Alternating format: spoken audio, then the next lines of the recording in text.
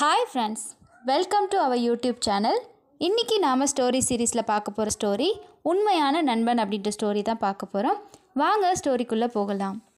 The true friend. A prince and the priest's son were best friends. ஒரு இளவரசரும் போதகருடைய மகனும் நல்ல நண்பர்கள். When the prince was crowned king, he made his friend a commander. இளவரசர் அரசனாக முடிசூடப்பட்டப்போ அவருடைய நண்பருக்கு படை தளபதியா பதவி கொடுக்கறாரு.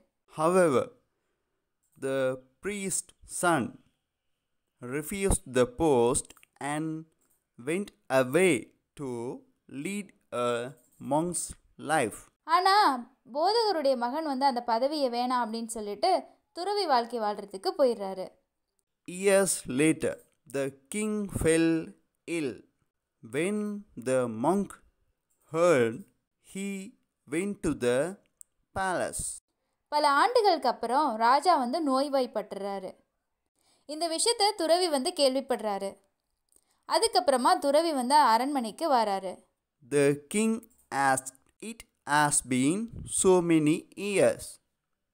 How are you?" ராஜா துறவியை பத்தி கேக்குறாரு. இத்தனை வருஷம் ஆயிடுச்சு, நீங்க எப்படி இருக்கீங்க அப்படின்ட்டு. The monk replied, "I will always be there for you."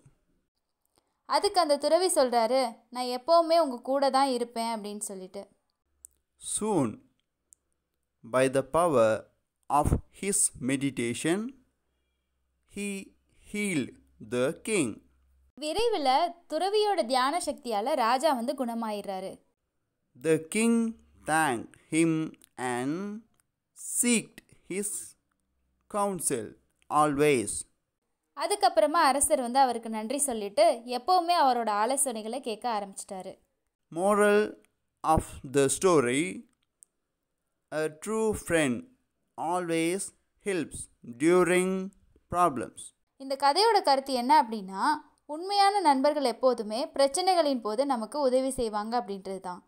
இந்த ஸ்டோரி உங்களுக்கு பிடிச்சிருக்கும் அப்படின்னு நினைக்கிறேன். பிடிச்சிருந்துச்சு அப்படின்னா நிறைய பேத்துக்கு ஷேர் பண்ணுங்கள். இது போன்ற யூஸ்ஃபுல்லான வீடியோஸ் வேணும் அப்படின்னா தொடர்ந்து நம்ம சேனலுக்கு சப்ஸ்கிரைப் பண்ணிக்கோங்க. இன்னொரு யூஸ்ஃபுல்லான வீடியோவில் மீட் பண்ணலாம். தேங்க்யூ.